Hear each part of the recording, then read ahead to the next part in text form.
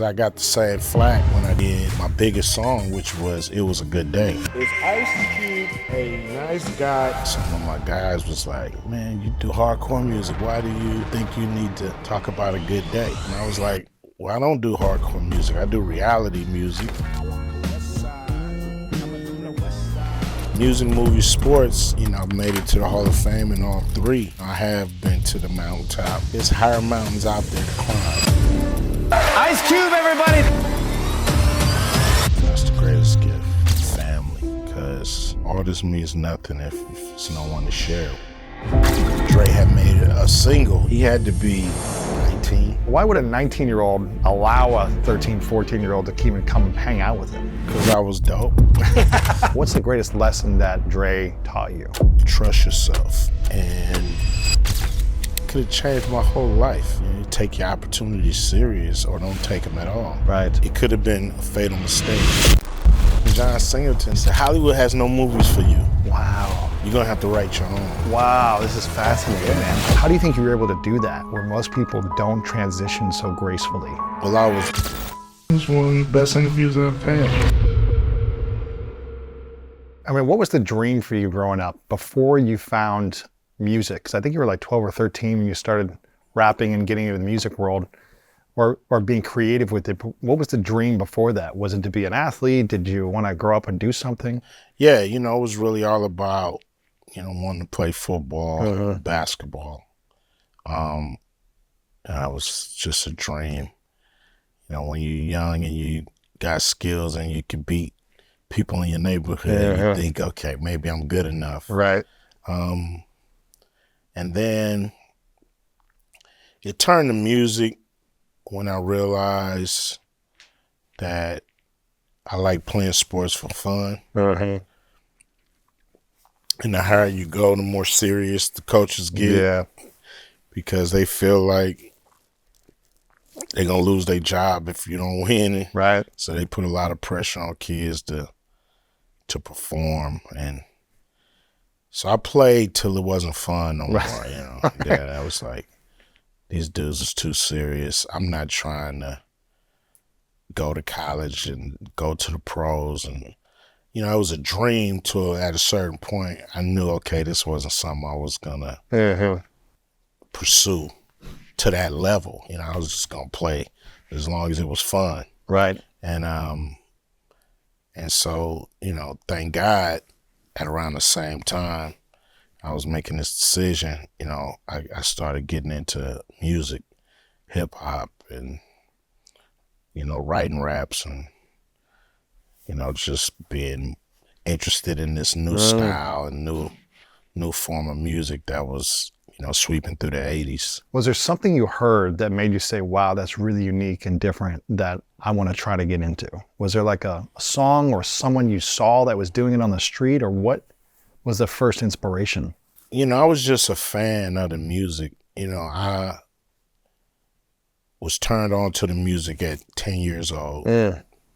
Rapper's Delight was the song. My uncle was taking me to the dentist, and he had a radio in his back seat about this big. Somebody had stole his block pump radio. So he had a boombox in the back seat playing the music. And he was a DJ, so he would make tapes. But he had, his style. Cameo, Confunction, Isley Brothers. And then this one song come on, Rapper's Delight. And I'm blown away because this is different. Interesting. This is different. And I just made him play it over and over and over again. He played it like 7 or 8 times. Now, you got to remember, Rapper's Delight is 12, 15 minutes long. So I just wore him out with it. He just was like, no more. Not playing this again. And so I would go to school, and there was a guy named Daryl Lott who was like he was watching the kids, he was like the aide that watches the kids after school. And we was playing on the playgrounds, and he would bring his radio, and he would have a lot of hip hop, or a lot of beats, from from More Bounce to the Ounce, to Rock It by Herbie Hancock and all these, kind of hip hop flavored songs. And I used to I wouldn't want to play. I would be just listening to the next song and just be over there where the music was. And he brought these pop lockers to the class. Really? Yeah. And like older kids, or yeah, they were older. They were in high school. We were still, in middle school, elementary. Okay. It was 11, 12, 13. Sure. Still in elementary, and they would bring these high schoolers up, and they would pop lock it in the classroom. And I was just amazed. Wow. And they always had a little one with them. Somebody like our age. And he was the baddest one out the group. Really? It's like a little Michael Jackson. If you see a little one with the tall ones, the little one, he's there for a reason. Sure, you know what I mean? Sure. He's better than the tall one. So I just said, damn, somebody my age can really, get down and steal the show. And, Wow. And so I just was intrigued by the music, and by the time I was 14, I started to write raps. Really? Do you remember the first rap that you wrote that was like, oh, this is actually kind of cool, kind of catchy, or kind of interesting? Well, the first rap I ever wrote, the first line I ever wrote was, "My name is Ice Cube. I want you to know I'm not Run DMC or Curtis Blow." That was my first line. So I don't remember the rest of the rap, but I have it in a notebook somewhere at home. Really? Yeah. From when you were that age? Yeah. Wow. Yeah. That's got to be worth something today. Probably Your is, first rap. Probably is. Man, with all the awards, the success, the money, the fame, the accomplishments that you've had in multiple different areas of life, what would you say is your greatest accomplishment? Professionally, I've had milestones, that I can't overlook. And they've all contributed to me being right here. Yeah. And I'm proud of my work. Yeah. For sure. Jeezy was also telling me about how he was so inspired that you were able to cross over from, the music world into lots of other things, movies, TV, other different things you've created, the business world, being a great entrepreneur. And he said, especially coming from, I guess, the rap world, where they might try to keep you in that world or keep you in a box. He said he was so inspired that you were able to break free of that and reinvent in the different things that you've done, acting, movies, and stuff like that. How do you think you were able to do that, where most people don't transition so gracefully, or they aren't able to evolve? Well, I was lucky because I was discovered by John Singleton. For Boyz in the Hood. Boyz in the Hood. I never thought I was qualified to be an actor. Really? I thought you had to go to Juilliard or one of these professional schools to be an actor. I didn't know you can just be like, off the street. Hey, I think you can do it. Really? Want to try? And then, how did that happen? How did he find you, or how did you meet him? And how did he say, "Hey, I've got a part for you"? Well, it's a cool story. He was an intern at the Arsenio Hall show. Wow. And I had got backstage because I wanted to talk to Arsenio, because he had just had the 2 Live crew on his show. And I was saying, if you can have the 2 Live crew, you can have NWA. I was going to plead my case. Interesting. And how old are you at this point? 18, 19. Okay. Wow. I'm going to plead my case, and I'm waiting. He's one of them guys that stay in his dressing room, and when it's showtime, it's like, so you got a few seconds to get it in. And John, here comes this guy. Like, now, this early NWA era, so I wasn't a recognizable face. It wasn't like, oh, that's Ice Cube. So you guys weren't that big yet. We were big, but it was all about Eazy-E. It was like Eazy-E and NWA. It was kind of like Gladys Knight and the Pips. You know Gotcha, what I mean? gotcha. Like, you might not know the Pips by face, whatever. So he comes up, he's like, "You're Ice Cube." And I'm like, "Yeah, yeah." He's like, "Oh man, you're an NWA." I'm like, "Yeah, you know, who are you?" You know, he's like, "Oh, I'm an intern working up here," you know. And he's like, "I want to put you in a movie." And I'm like, "What?" He's an intern at He's this an talk intern. show. He's a junior at USC. He's like, "I'm a junior at USC Film School, and I'm writing this movie. And when I graduate, I'm gonna get it made, and I'm gonna put you in it." Wow. And I'm like, Okay. "Okay, dude." But he's talking so long, I miss Arsenio. He goes on, and I'm like, now waiting. So I don't pay this no attention. I'm at another event at the Bonaventure Hotel in LA. This is 6 months later or something, and this dude runs up. "Hey man, Ice Cube, remember me?" And I'm like, "No, who are you?" "Yeah, John Singleton. I met you at Arsenio. I'm the one that's gonna put you in the movie. I'm a senior now at SC. Oh my gosh. When I graduate, it's Wanna make gonna this movie, happen." yeah. I'm like, "Okay, you know, buddy." Sure. I break up with NWA. I'm solo now, and I'm working with Public Enemy on my first album. And they have a show at the Palace in LA, Public Enemy. So I'm like, I'm gonna go check out my guys coming right here in LA. I go check them out. At the end of the concert, guy taps me. "Remember me?" No John way, Singleton. man. I'm like, "I remember you now, dude. What's up?" He was like, "You know, I graduated. You know, he was like, this is my last week."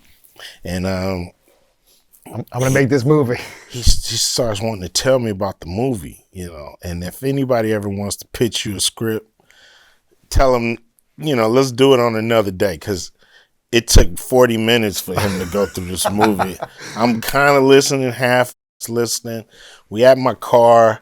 I'm seeing people in the parking lot leave. He's lingering around you. Yeah, you know, his ride leaves him.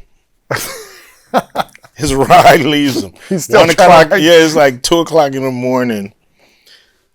We're in the parking lot at the Palace, and he's like looking around. I'm like, "Oh." He walks around. He comes back, and he's like, "Man, my ride left me. Can you give me a ride to my dorm at USC?" My I'm dorm. like, what the did I get myself into? So, give him a ride. He's still telling me. I dropped this dude off at his dorm, and I forget about it. I'm solo. My solo album is really, you know, doing well, and I'm in the mix. My manager, and I'll make this a long story short, but my manager comes and says, "Somebody want to put you in a movie." I forget about it. I'm like, "Who, huh, what?"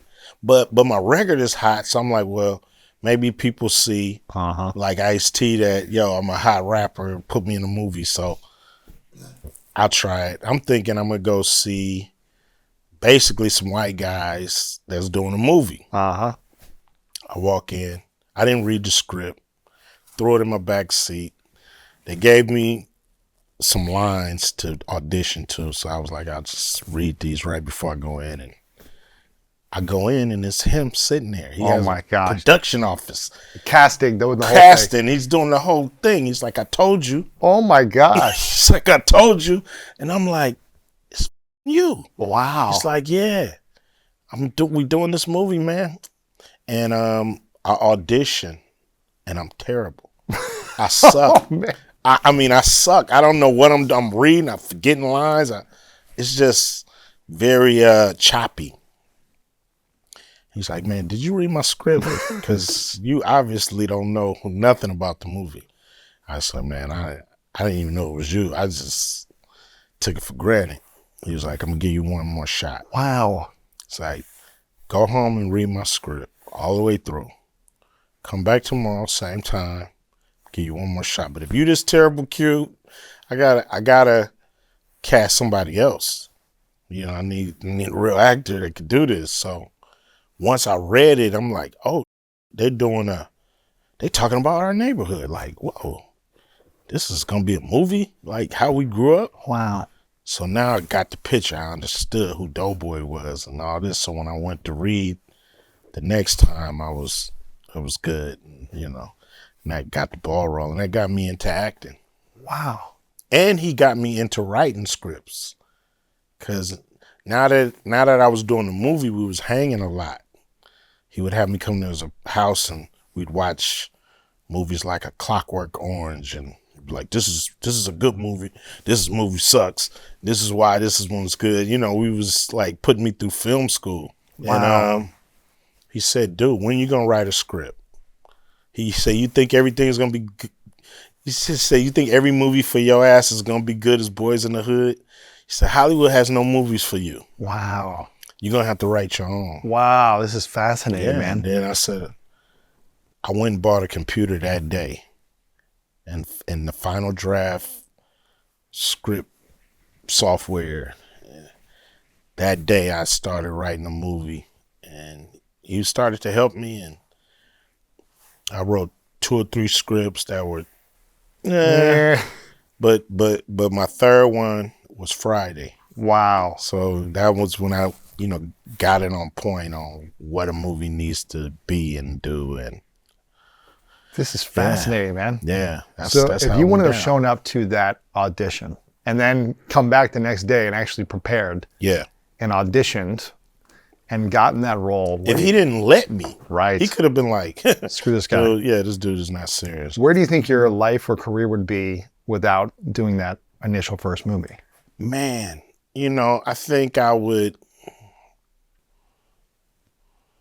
just be, you know, hyper focused on the music. And, you know, I think at some point I would have tried to flip it into something, you know, that was more creatively satisfying, like movie making. If you're an artist, you know, it's the biggest canvas you can paint on. It's nothing bigger than a movie if you're trying to paint a picture. Wow. You know, you can't, it's no medium that's better than a movie. So, you know, this is creating on the highest level, which turns me on, you know, which I dig. We even made records that sounded, you know, we have a lot of sound effects and acting and skits and stuff on our music because we wanted it to sound as real as a movie. And so to be able to actually do a movie, it was, you know, I was kind of in creative heaven for myself. Yeah. That's incredible. So you've done what, over 40 movies now? That's what they say. I haven't You lost counted. count. I haven't went down the line, but How many have you written that have been produced? And at least 9 or 10, maybe even more. You know, I've polished every script that I've produced. So even if I didn't write it from scratch, you're adding to it. yeah, You're we're just editing. making sure that it's, Wow, man. you know, a good movie that you can watch over and over again. Because I think that's the key to a successful movie. What is it? Not how much it makes.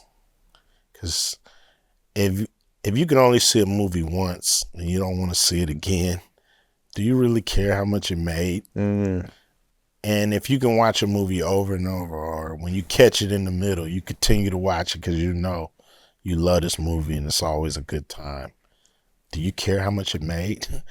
You know what I mean? It's like, you know you love one movie and you may like the other movie. So I believe, you know, I make movies that you can watch over and over and over again. Right. And to me, those are the best movies. What was the biggest lesson you learned doing Boys in the Hood versus making your first movie, Friday? You got to have great producers. You got to have, you know, people who really know what they're doing, because you have to execute every day. You know, movies are broken down into days. The money, if you got $30 million, that breaks down how much does it cost to shoot per day? And then that gives you how many days you're gonna shoot. 60 million, you may have more days. 20 millions, you may have less. With our movie Friday, we shot it for 2.3 million. Wow. And we shot it in 20 days. Oh my gosh. Which is 4 weeks. That's fast. 5 day weeks, not 7 day. Wow. So 20 days. So you have to know what you're doing. You have to have great producers. But you didn't really know what you were doing still. I mean, you'd done one movie, but it wasn't your movie. You'd acted. Yeah. But how did you know what you were going to do for your first movie that you wrote and produced? Well, I had... Did John help you with that? John helped, definitely. He helped us kind of corral it. We knew we were making it low budget, so it was contained, which helped us. We was pretty much on the porch, one street, not too many locations.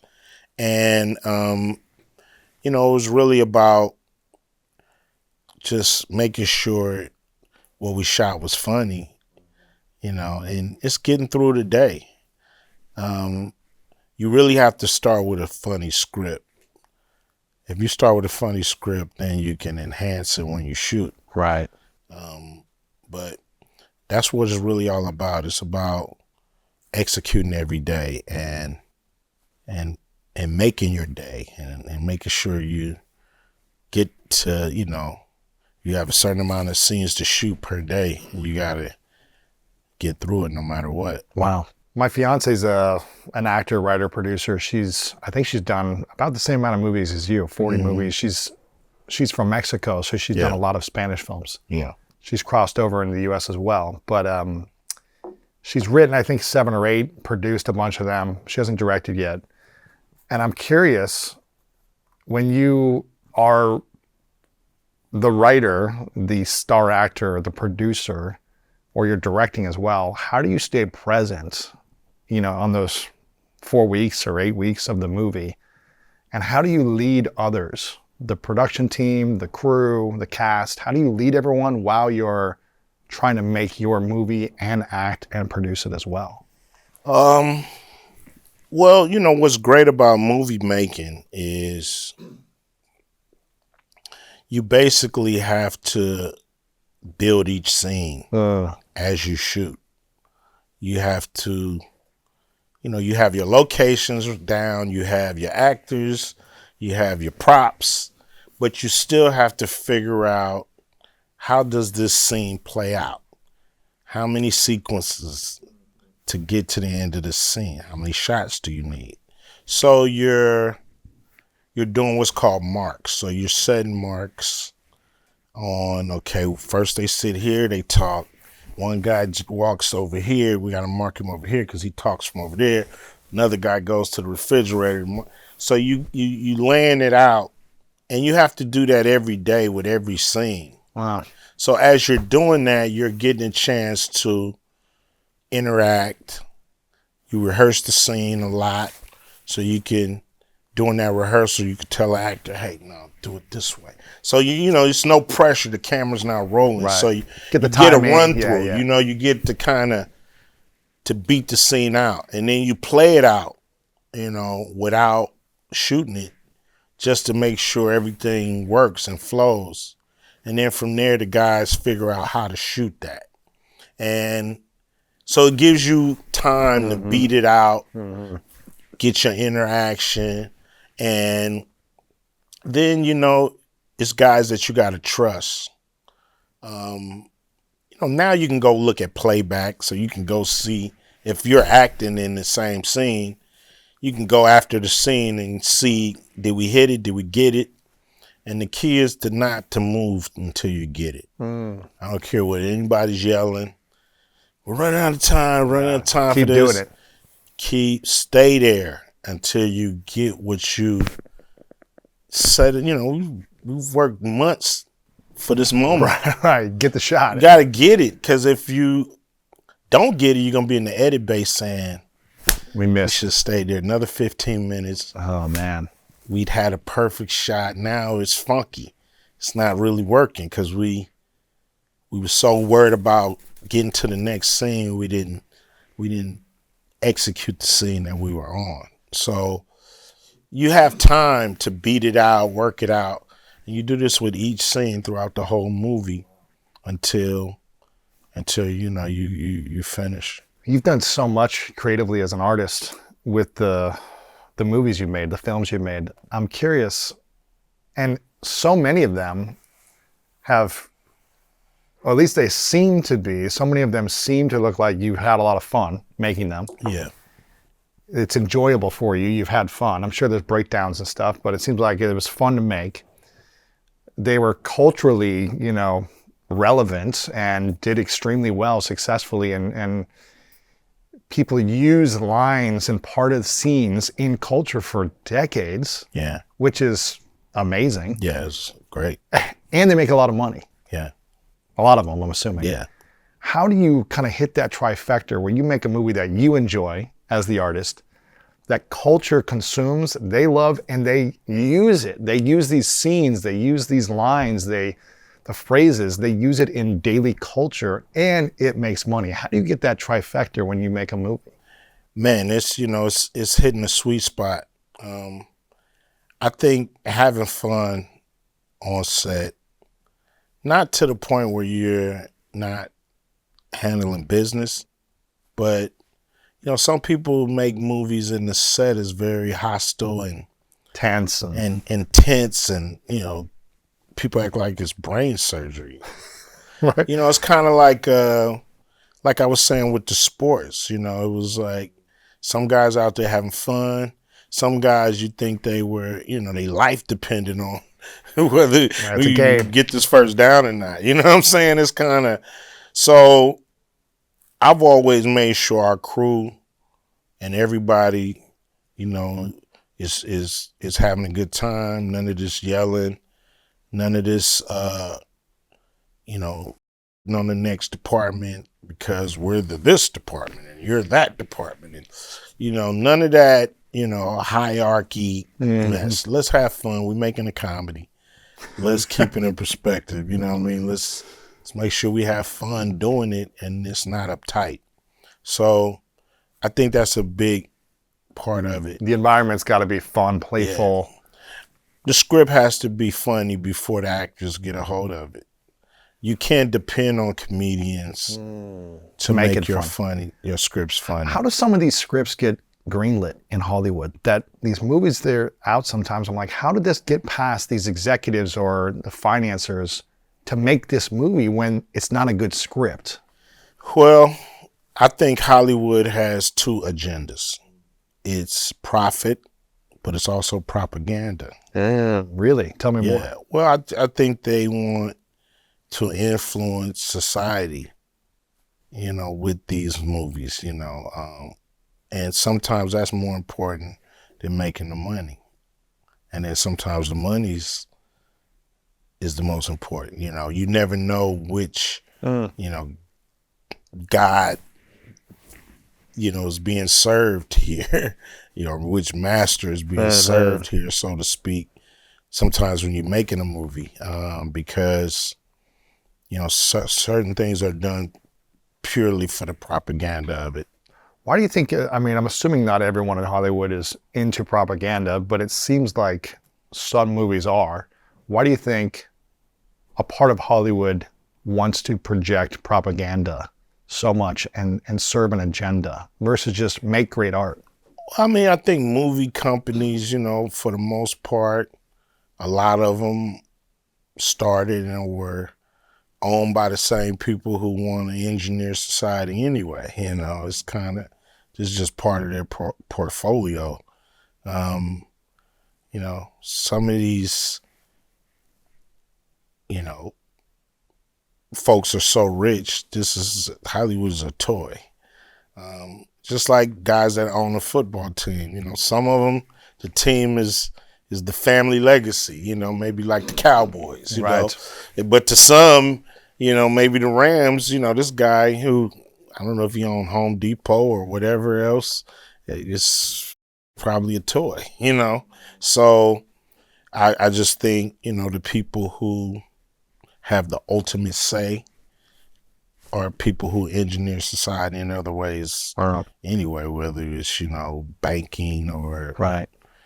school, medicine, hospitals, colleges, they want people to think a certain way anyway. And these are the same people who own studios. So that's how Right. that junk gets made. How important is it for you to have your own creative thinking outside of that when you make music or films or any type Very of important. Yeah. So important that I don't know, doing a studio movie does not turn me on more than doing an independent Really? movie. Yeah. I would just love to just do independent movies and never deal with a studio meeting or studio notes ever again in life. Really? Yeah. Just too much stress or too much? You just never know what bullshit they on. You never know if it's propaganda. You never know why certain movies get made and other ones don't. And, sometimes Hollywood doesn't know a good movie until they see it.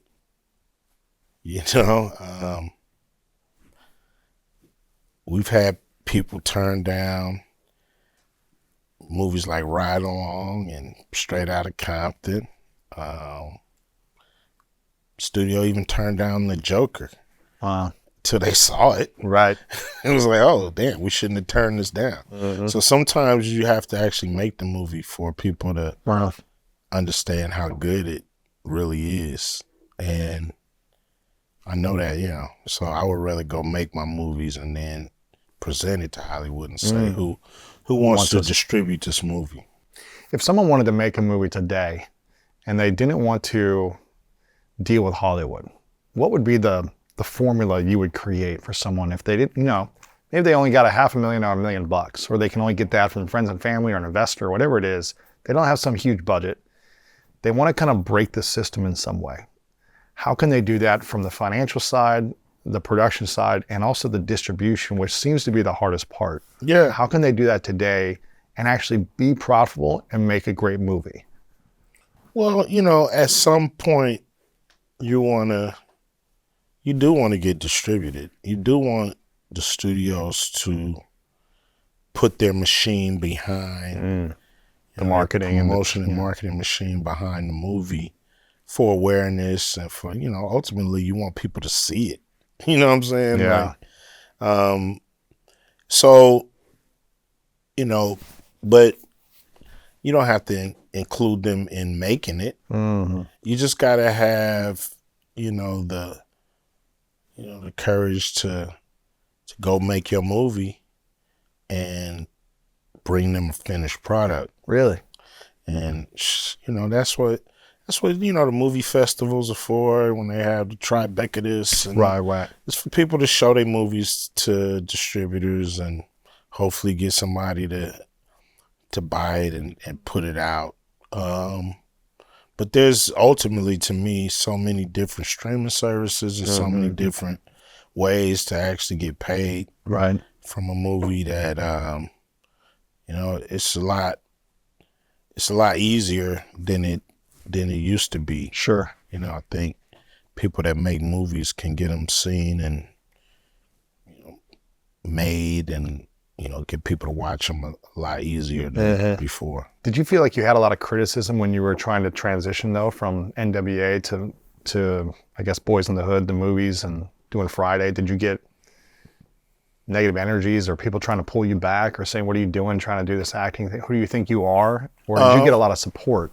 I got a lot of support, but people did raise their eyebrow when I was doing Friday, and they were like, well, you do hardcore music, you do, your movies that you've done have been dramas. Like, why do you think you can do a comedy?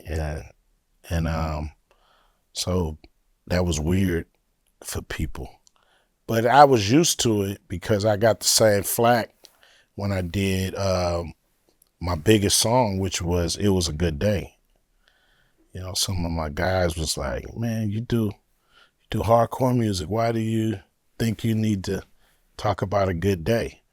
And I was like, well, I don't do hardcore music. I do reality music. And the reality is, if I'm having a good day, I should be able to do a song about it. You know, why should I, just talk about the heart without talking about everything? Yeah. And it's my biggest song. Really? Talking about a positive thing. Yeah, kinda because like- it was from the heart. Wow. Same with NWA. We didn't know we were gonna be big stars with this kind of hip hop, like going that hard. We thought we was just gonna be underground, like LA scene. neighborhood. Yeah. Just neighborhood stars. You know what I'm saying? Getting the girls in our neighborhood to pay attention to us. Right. We thought that was about as far as it was gonna go, and we just came from the heart, and then it ends up being our ticket to success. Wow. And I think I heard you talk about meeting Dr. Dre back when you were 12 or 13, isn't that right? Yeah, 14. 14. Yeah. The synchronicities that you've had in your life are pretty amazing. Yeah. From Dre to John for the movie, like he kept just pursuing you and you weren't even acting. Yes. Like you've been, maybe the environment wasn't perfect that you're in, but there were synchronicities that perfectly aligned for Yes. you to have opportunities to then take a chance, work hard, show up, and create what you've created. Yeah, I mean, it's been, and looking back, it's just been right place at the right time. And also the courage to pursue things that you've never done. Like, go for it. How did you know to trust that courage as opposed to be like, I'm just going to stick to football. I'm just going to hang out with, ride my bike around. I'm not going to go pester Dr. Dre and be like, hey, let me learn from you. And I mean, I was so interested in the creative process of making records. Like, first, I never thought I was going to meet anybody who made a record. and Dre had at that time. And Dre had made a single, he made a song called Dr. Dre in Surgery. How old was he then when you were like 14? How old? He had to be 19. So why would a 19-year-old allow a 13, 14-year-old to even come hang out with him? Because I was dope. I was fresh. I could rhyme. I could write. So you had some talent. I had talent. That's the only reason he let me hang around. Because otherwise he'd be like, get out of here. Yeah, he's like, watch out, man. But I was helping him write rhymes. I was trying to, he was in the world-class wrecking crew at the time, which was, they were more of a DJ party crew who did, threw parties around the city. And then they were starting to dibble and dabble and make records.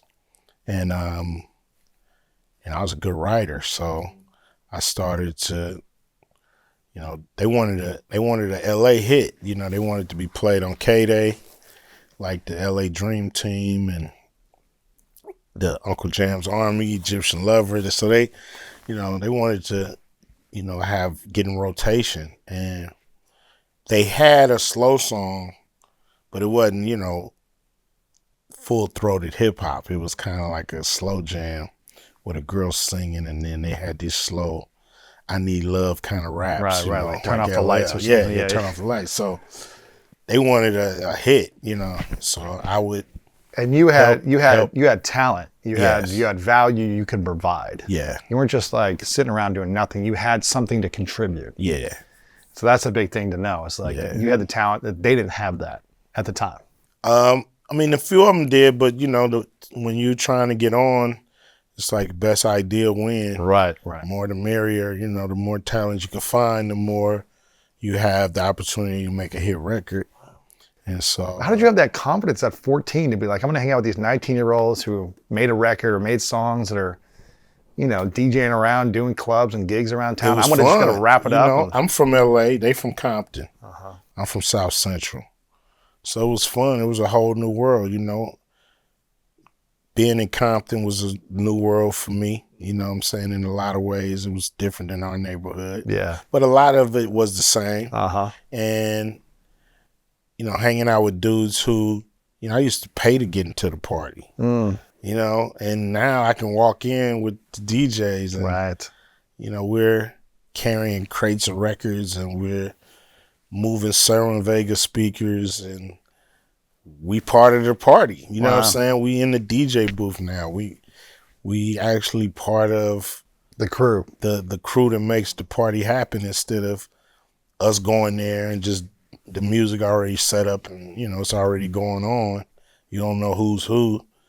Now, I was part of the actual wrecking crew, Wow. in a lot of ways. So it was exciting. It was different than what was happening in my neighborhood. And I just wanted to be a part of it. When did you know, like, you guys had something special? When was there a moment, or was there like a gig you played where you're like, oh, people are actually like singing our stuff back to us, or there's a crowd here, or, we're in the studio and this something just feels like we're in the flow? When did you know, like, we got something here? Well, I was hanging around Dre, but we had our own crew.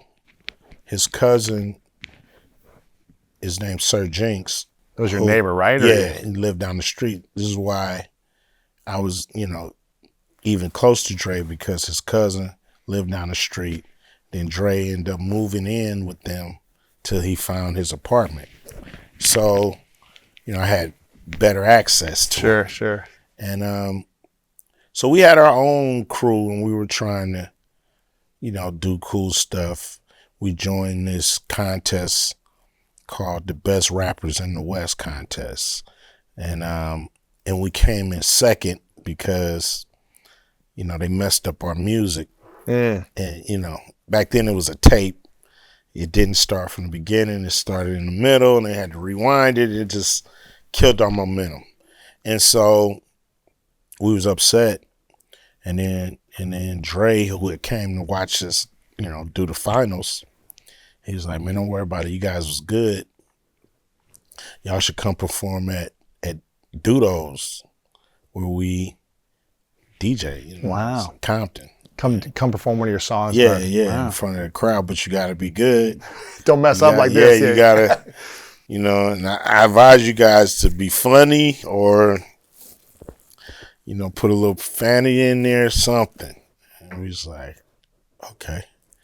We was thinking about, okay, we got our original song, but we need, we want to do something that's going to really get the crowd going and be funny. And, all the ingredients Dre told us that we should think about. And what we did was like, how Weird Al Yankovic would take a song and flip it and make it, funny or whatever.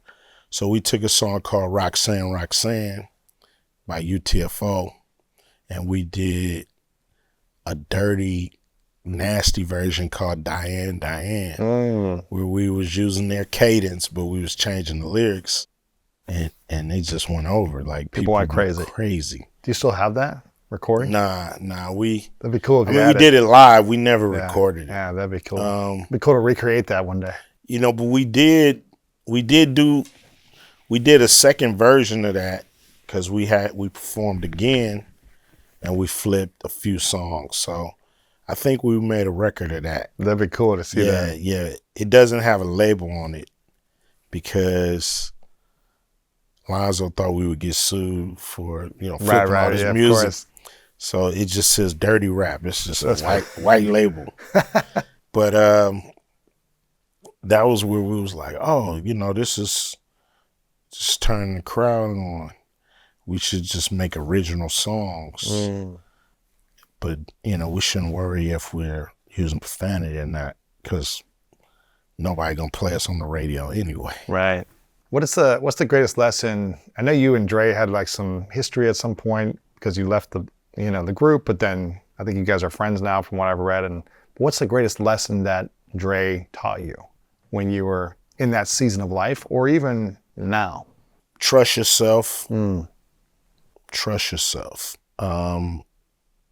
And I think that's the biggest lesson. And when I really think about it, that it's not about anybody but what's going on inside. You can listen to all the noise, and sometimes the noise can make you change direction. Sometimes the noise can get you off your position. And I look at it like you want to be the tree in the flood. Mm. The flood is so much, everything is rushing past, going, a million miles an hour, and the tree is just still there, with his roots dug in, which is your conviction. And, live or die with your Wow. convictions. And I think that's the greatest lesson, because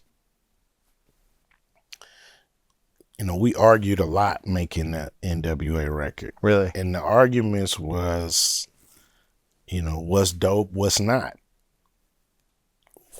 Should we use this or not? Should we do this or not? Should we say this or not? It was, us trying to get to the best version of ourselves. And, sometimes he would stand on what he believed in. Sometimes the best argument would move him. So if you had something better, or, something that was more impressive, you would see him change his position. So that was great too, because it was like, oh, you can affect the record. You just got to be better than what's already here. Interesting. Did you ever feel like, I don't know, intimidated though? Because you're like a late teens, he's his mid-20s, he's a little further, I guess, in success or what he's created, a little bit older. Like, did you feel intimidated ever? Or was it more you felt confident to express your argument? Or if he was like, no, then you felt like you needed to back down? Or Well, you wanted to argue your point. Ultimately, he's the producer, so what he say is gonna go. So, the intimidation factor was just you wanted him to like what you was presenting. right.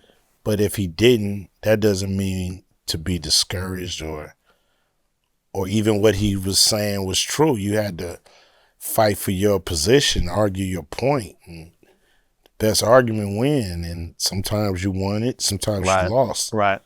But you have to come in with conviction. You just can't have an idea that hasn't been thought out. So you just knew you had to come correct. And you knew if you wasn't great, you wasn't going to make the record. So that was something else that kept your, quality. Right. He was quality control. So, you had to get through him to get on the record. Yeah. I think it's a good piece of wisdom. Trust yourself. And I'm curious, did you ever not trust yourself in the last kind of 30 years of your career? Was there ever moments of doubt or insecurity? Yeah. Really? Just, to be, with all humans, I don't think anybody, I don't care how confident you portray to be, that you can walk into every situation and be totally confident about the outcome, So self-doubt can always creep in. And, I've noticed that the least I'm prepared, the more I doubt. But the more I'm prepared, the least I doubt. So when you know what you're talking about, you're very confident. When you don't quite know what you're talking about, kind of trying to fake it till you make it, Right. then you're gonna not be as confident, and you're gonna second guess, and you may make a big mistake because you didn't study. Like your first audition. Yeah, Right. that was a big mistake. That could have changed my whole life. Wow, isn't that crazy? Just think if it wasn't John Singleton, it was just some director, producer who wanted to try me out for a role, and I would have blew it that day. So, you take your opportunities serious or don't take them at all. Right. What I should have said was, I don't want to do no movie. That's what I should tell my manager. I don't want to do no movie, but I tried to go down there and just see what was up. Wing it. Yeah, and it could have been a fatal mistake. Wow. Which, thank God that he gave me another shot. What do you think it was in John, what he saw in you, that he kept persisting you for a year and a half, 2 years, and you show up to the audition, you kind of bomb it, and he still says, I'm going to give you one more shot. What did he see in you for the role in Boys in the Hood? I mean, he knew I could do it. He knew I could do it before I knew I could do it. Wow, really? How did he know that, though? It's like... Because he saw something in me or in an interview or in a...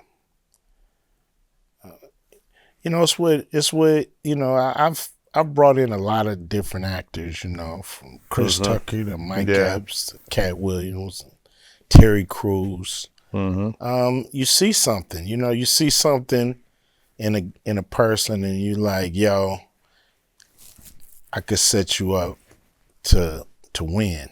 I see you as something different than what you're doing, bigger. I could see you as a character. And if you're looking, it's a lot of talent around here. And he's, if you really think about John Singleton, he's helped me, Tupac, Busta Rhymes, Tyrese. We were all Ludacris, and I think Fast and Furious, and Hustle and Flow. So we wasn't thinking about acting. He saw something in us and said, hey, what you're doing in music is cool, but you had a charisma to be on the big screen. Wow. And we all are very appreciative of him for that, because it opened up a whole new world for us. What is it that you wish people knew about success, fame, and money? Because you've had it all over the last 30 plus years. And I think a lot of people dream about having a career like yours, or even a fraction of your career, or having some of the success, the fame, the money. But what is it about those things that you really wish people knew before wanting to dive into having it all? It's hard to sustain it. Getting to the top is one level of struggle. Staying there is a whole different struggle. And look, nobody stays at the tip top. Everybody rolls down the mountain, but the difference is, how far do you want to roll down before you stop? Wow. And find your place. So, you might get to the tip of the mountain, and just know you're gonna roll down. Just don't roll down Too all far. the way to the bottom. Just find a landing spot somewhere near the top and figure out how to maintain, what got you there.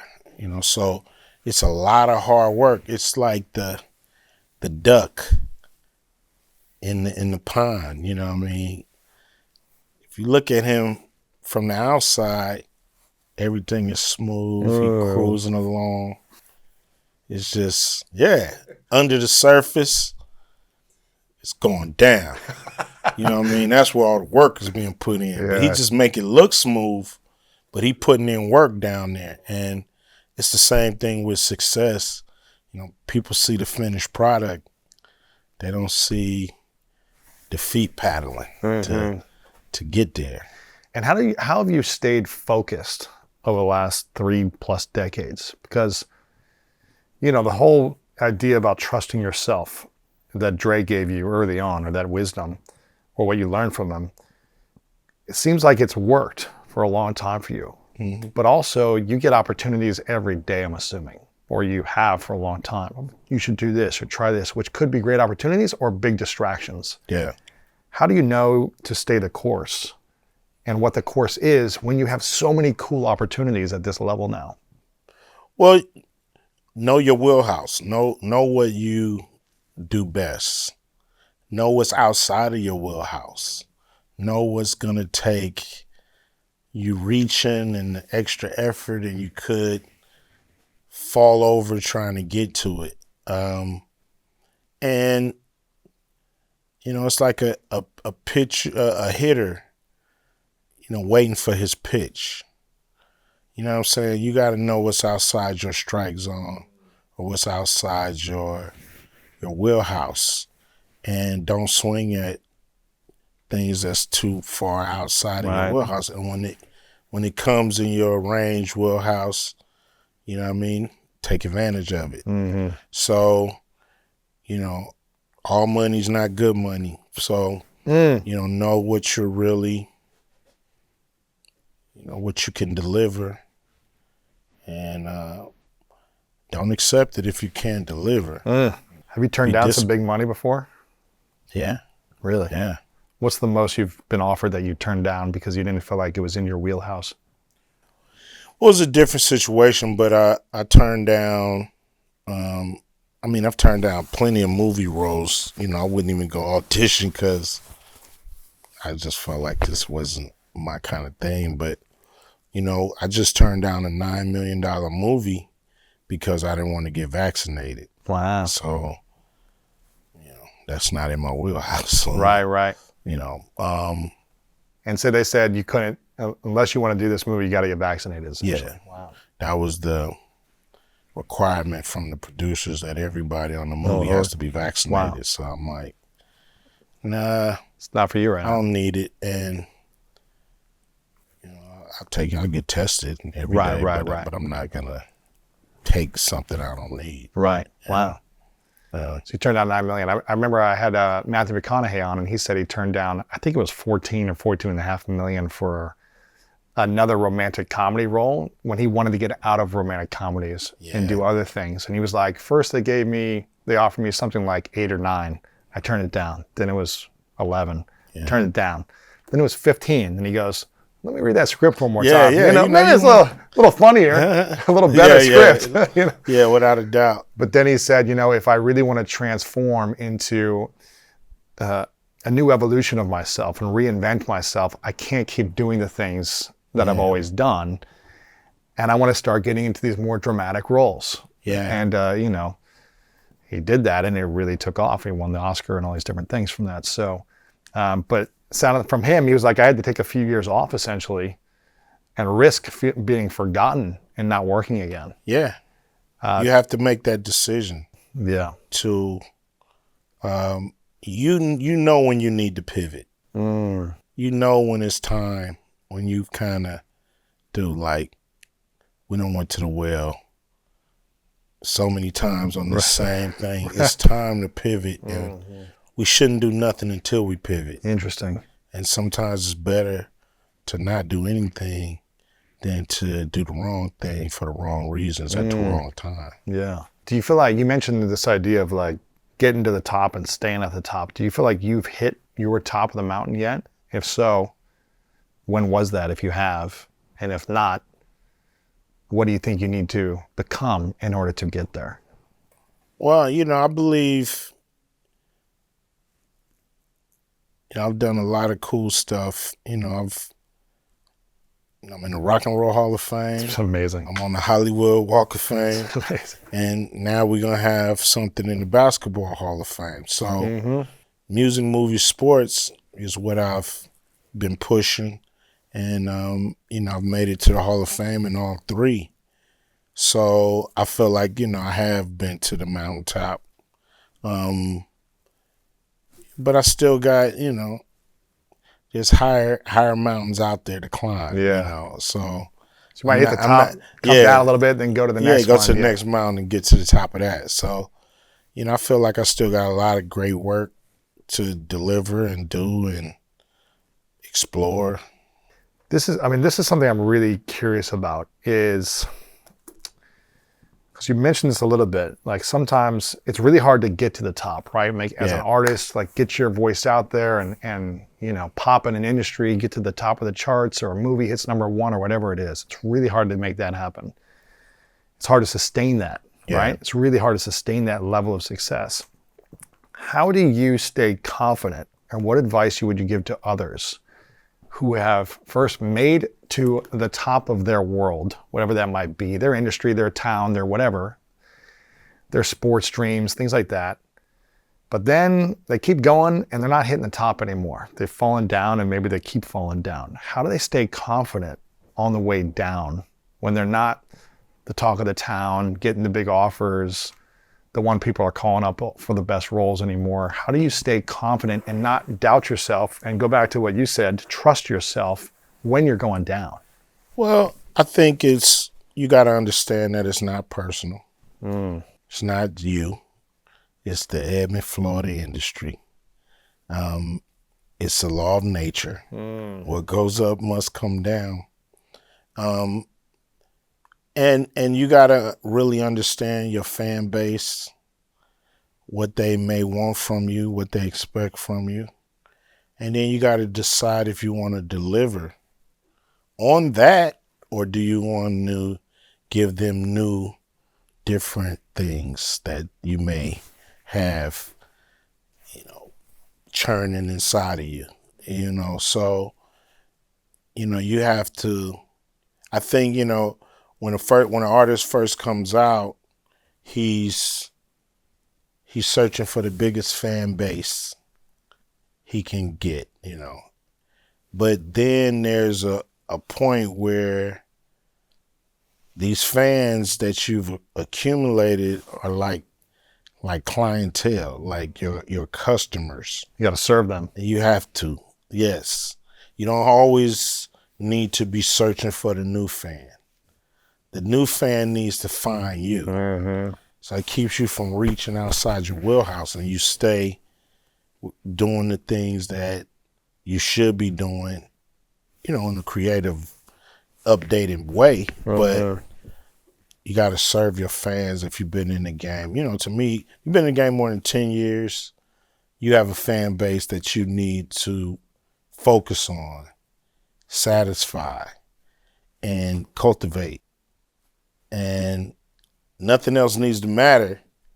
Everybody else got to get it on the back end. Yeah. You know what I mean? So kind of get in where you fit in, but these are my folks. These are who I'm gonna please with my art, and everybody else got to kind of, if you like it, great. If you don't, Right. Great. Right. We're still gonna have our, Wow. our party. You Sure, know what I mean? sure. So I think you have to really, understand why people like you, why, people have invested 10 or more years into Wow. you, and figure out a way to touch those people and let those people know that you see them, you understand them, you appreciate them, and you're going to continue to do cool just for them. Wow. I want to talk about this, third mountain you've been climbing here in a minute with the Basketball Hall of Fame. I want to ask you a few questions on that. But this just brought something up for me when you were talking about this with the fans, because someone on my team, Sammy, you met her beforehand. I guess she's a millennial, maybe she's Gen Z. I'm not sure the exact age range, but she's a big fan of your music, but your music you made 30 years ago. And she was like, for 5 years, this is what I was listening to, my early 20s, and it's something I still love. How do you as an artist make something that is timeless for your current generation, but lasts for generations to come, and it's still fresh for people 10, 20, 30 years later? How did you create something like that? It's kind of like a turn of events that happened that created this unique cycle when it comes to my fans and what they're interested in. when I did the movie Are We There Yet, which a lot of people gave me because they're like, you do gangster rap, how you gonna do? They call it a Disney movie, but I've never been in a Disney movie. It was actually Revolution Studios, but we did a great kids movie called Are We There Yet? Uh-huh. And the reason I did it is because, look, guys told me not to do a R-rated comedy. We did Friday. It blew up. We was like, okay, what if we go PG-13? So we did Barbershop. Blew up. It's like, okay, what if can we get to PG? Bigger audience. And so I wouldn't go down to G, but PG, I felt, okay, this is great. I did this movie because I knew my fans were having kids now. And I didn't want to be Smart. the kind of artist where the parents say, you see Ice Cube? Boy, he used to be, you just don't know. Boy, he was, man. I didn't want to be that guy. I wanted the kids to know who I was. Interesting. So doing this movie, my fans would put their kids in front of this movie, and their kids would fall in love with Nick, the guy I'm playing in the movie. Know nothing about my music. And then as they start to get a certain age, people showing that movie at 7, 8 years old. But then as they get 11, 12, 13, somebody might slide them Barbershop. Somebody might slide them Friday. So now they're like, oh, this is my guy. Interesting. And he's a little more edgy, he's like right. doing stuff that I'm not even supposed to hear. Yeah, what I'm saying? So, they love Craig. Interesting. And then as they get a little older, somebody's like, do you know he rap? Wow. So they would slide him my music. And then, so now they're like, oh, wow, yo, he's talking some real stuff on this. I'm ready for the real stuff. I'm mature enough now, 15, 16, 17. And what put the cherry on top of all this was the Straight Outta Compton movie, because now they can actually see, okay, this is how Ice Cube became Ice Cube. Wow. So now it's like this. So now these kids in their 20s, they've been through the Are We There Yet? They've been through the Fridays. They've been through my music. They saw Straight Outta Compton. Wow. They're locked in. And now they have kids, and they put their kids in front of the whole cycle again. And the whole cycle starts to repeat. So was this strategic for you, or was this just kind of? No, it's happenstance. Wow. But it's something I realized that when we did Are We There Yet, we put this cycle in motion that could continue to churn, so one thing feeds the next thing, and it just keeps... and it keeps coming around because people love Are We There Yet? Wow. And there's not a lot of black kid movies out there, so my fan base really puts their kids in front of that. And then we did Are We Done Yet? We did a few of them. So I think it's the movies, and then they get turned on to the music after the movies, and then that kind of just locks them in. Wow, man. And they just become lifelong fans, and hopefully we can just keep this cycle going. That's why I did Ninja Turtles, and keep doing that, because the parents don't have to say, do you know who that is? Wow. The kids are saying, did you know Ice Cube rap? Tell their parents, did you know Ice Cube rap? Yeah, we do. Oh man, that's amazing. So, yeah, it's been an amazing set of events that's kind of, it's like creating its own weather in a way. That's incredible, man. I want to respect your time and get to a final few questions for you. Before I get to that, I want to talk about the Naismith Basketball Hall of Fame that recently established the Ice Cube Impact Award, which is pretty cool. Congrats on that, man. Thank you. And this award will honor those who work to improve their community by using basketball as a tool to help kids. And I'm curious, what does this actually mean for you? What is, I grew up playing basketball, the neighborhood gym at the park, and it really helped educate me. It really helped give me a safe space. There's some fights here and there, but it was no one's getting stabbed. It was just Yeah. kind of some fists every now and then. But it was a place I could go after school, be on a team, play with other guys, compete, and go until essentially my mom called me home, until dark. And for years I did that. And it was a part of my community and my experience growing up. So why is this award, this impact award from Basketball Hall of Fame so important for you, and what do you hope it will do for communities? Well, I grew up loving basketball.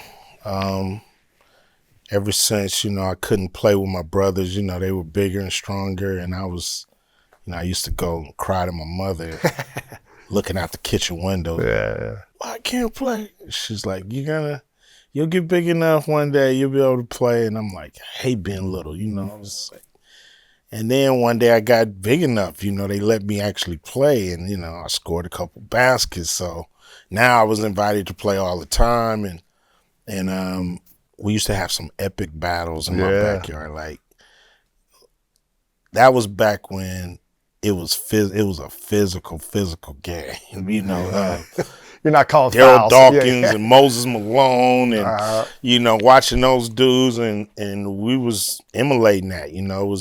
It was very physical games, and I always remembered that. Grew up playing local YMCA and after school, and tried out for my high school team, but the coach was hating on me because I played football, so I came to camp late. Late, yeah. So, it's just a game that I love. I even played in the NBA Entertainment League. They had a, weekend warrior thing at Crossroads High School, and they would invite people in the industry to come and wear the NBA uniforms, have NBA refs, and that's cool. Just kind of live out that fantasy. And so we started the Big Three in 2017. We saw that, for one, a lot of guys was leaving the NBA before we were ready to see them leave. We still knew they had game. And the 3-on-3 game has been a cousin of 5-on-5. It's been right there under the surface. So when you start a league like that, I played so many 3-on-3 tournaments growing up in the summers. Yeah. And I can't remember what they were called, but like these tournaments that were around the country, 3-on-3 tournaments. Without a doubt. And I was like, why isn't it professional 3-on-3? Like, what are we waiting on? And so it was, to me, a void in the industry, and for fans. So when you're starting something like that, you want to start with as much credibility as you can, because everybody think it's a joke. Right. Everybody's like, some new thing. Yeah. The hell are you doing, Cube? You sports, like basketball? What are you doing? Stick to movies, stick to music. Stay in your lane. And so you want to start off with as much credibility to let people know this is the real deal. So, getting Hall of Famers to coach our guys like Dr. J and Iceman and Rick Barry and Gary Payton and Lisa Leslie and Nancy Lieberman, starting off with these Hall of Famers, we knew that would get us instant credibility. Wow. And we've been fighting to become, credible in people's psyche. So being recognized by the Basketball Hall of Fame, that's big, is as big as it gets when it comes to credibility, because everybody knows the Hall of Fame is ultimately where an athlete wants to be when they're all said and done. So being recognized by an institution like that gives us all the credibility we've been looking for the last 7 years. Wow. And so extremely honored, extremely humbled to even be, mentioned, let alone to have an award named after me. And we're going to give it out every year. Wow. And make it a big deal, make it a big thing. It's just as cool as it can be, you know, for a basketball fan who started this league, you know, not as a businessman, but as a fan too. I want to see more hoops. Yeah. And to get rewarded by the recognition of, you know, is very publicized how the NBA is not really liking what we're doing. Really? Because they didn't think of it, you know. It's It's not their idea. I'm an outsider. right. You know, they kind of want me to They don't go like it, away. huh? No. Really? No, they don't like because we changed the game.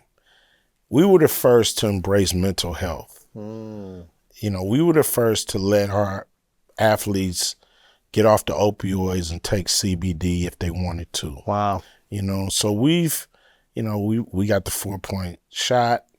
You know, we got our one-on-one in game,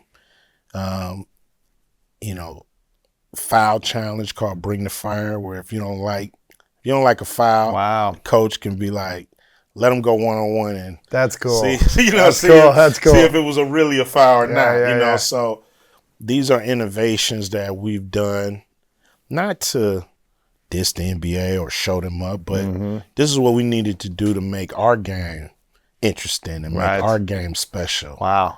and have little wrinkles that you can't see anywhere else. That's cool, man. And so, you know, make a long-winded answer short, man. It's just amazed and very grateful. Wow, that's exciting, man. So how can people get involved in this if they want to, you know, can someone nominate someone every year? Or Yeah. how does that work? Can they go to learn more about this? Well, you know, we're going to really set up a committee. You know, we'll be able to have a lot of information on that, you know, if they just stay in tune with me. I'm the first recipient. So That's cool. we're going to spend this whole year looking for Wow, that's exciting, the man. next guy. So we want people to nominate, you know, Is there people somewhere, that they know. can they go online and nominate, or where's the website? Right now, they for- can go to the Basketball Hall of Fame. Okay, cool. You know, but we're going to set something up where they can really, you know, dial in. That's cool. And you know, kind of get their suggestions and That's great, man. videos, and you know, we're looking for great nominees. So if people follow you on icecube.com or icecube on Instagram or Yeah, Facebook, social media, they'll stay up to date on it there. yeah, and we're supposed to do the ceremony on January 15th. Wow, So it's exciting, man. you'll see more and more. Yeah, as we'll we have get this closer out, to that I think, date. right around then. We'll put this out to it's announce great. it for sure as well. perfect. That's exciting, man. It is. Congrats on that. Thank you. 3 things around that. One, where can people go watch games live? Is there a schedule online where they can watch games live, or is it on TV to watch? You can watch us on CBS. You know, our games are on CBS every Saturday or Sunday. Season starts June 15th, and the schedule is going to come out as soon as we finalize it. We're still locking in a few different cities. But once we lock in the whole schedule, we're going to make it public. That's exciting. Guys, you know, we're going to be all over the country. So You guys play in can see LA too, or no? Anaheim. Anaheim. Yeah, so you can see us live. I got to come to a live. Yeah, come check live us out game. live. You know, once you see us live, you'll be hooked. That's fun, man. Seeing 7-footers play 3-on-3 is That's pretty exciting, man. Exciting, yeah. If you guys ever do a amateur tournament, let me know so I can jump in. No problem. If you ever do an amateur we tournament, just had, this thing. At, saw with the shoe at the surgeon. shoe surgeon. Yeah, you could have balled in oh that. man, Next time we do it, let me know, man. let you Yeah, I'll know. connect with your team and see when I come next. That's fun, man. There's so many things I would love to ask you about Ice Cube, but I want to respect your time and ask you 3 final questions, if that's cool. All right. But this is, really inspiring, just hearing some of your life lessons and the way you think and the way you analyze life, and hearing you talk about marriage and love and relationships. Like, all these things are really cool. So I Thank you. hope people have heard a different side of you that maybe they haven't seen before. One of these questions is about what it's like raising your kids, and especially your son, who got to play you in Straight Outta Compton, which I thought was really cool. I know you made it harder for him. You didn't just throw him a layup or an alley-oop to get the part, but he had to really kind of prove himself. What is it like for you being able to raise your kids and be a great mentor and empower them for opportunities in their life as well? What has that been like for you to see them I thrive? think it's what's been great And I think it's one of the most important things that I have to do in life is to show them the way and be there to support, their dreams. They don't have to go into the family business, but if they did, we have a path. I told my son, everybody talk about this Nepo baby. I'm like, dude, you second generation Hollywood. Act like it. You know what I'm saying? Right. Like, don't pretend. You ain't got to go in there like you brand new. Go in there like, yo, my family do this. Wow. We make movies. We've been making classics. You've been around movies since you were a little baby. You've been on set for a long time. Yeah. And so, act like you know. You know what I mean? Don't go in there like a rookie and tell them they got a vet and that you know all aspects of this business, not only acting, directing, editing, marketing, you know how to sell a movie, you know how to sell yourself. So it's great. And my other son, just got married and just had a baby. Wow. A Grandpa. new son. Yeah. Go, so it's amazing that he's, he manages my studios and that's cool. he helped me produce Straight Outta Compton. So he's kind of like my Swiss Army knife, That's great. He do it all. And just very proud of my kids, man. They just good people. And I think that's the most important thing, whether good. they get into the business or they follow any of this, it's not as important as that they're just good people. And,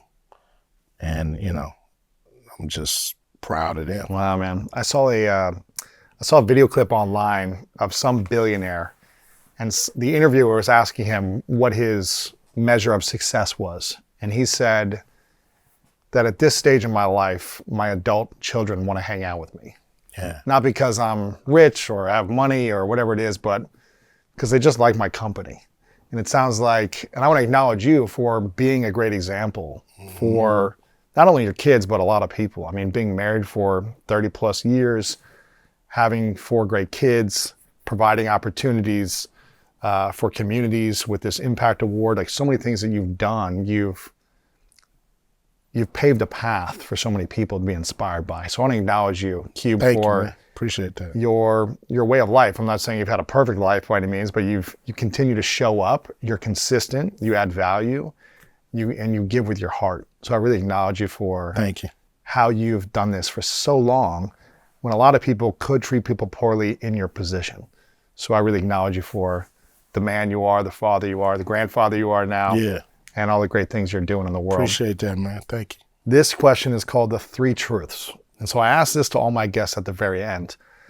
And it's a hypothetical question. So Okay. imagine you get to live as long as you want to live, but it's your last day on earth, many years away. And you get to create and accomplish everything else you want. All your dreams from here to the end of your life, they all come true. Personal, professional, everything.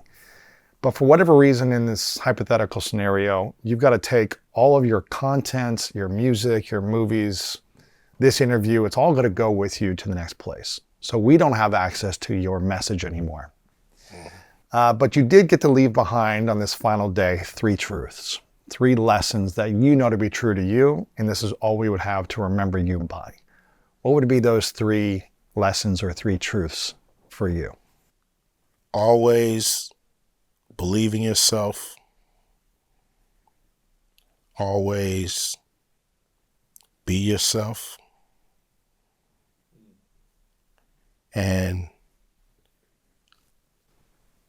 always be grateful. I love it. Powerful. Believe in self, be yourself, be grateful. Final question, and I'm curious if there's any lyrics that you've written before. If you want to answer them with lyrics, feel free to, or feel free to just answer what's on the top of your mind. Final question, what is your definition of greatness?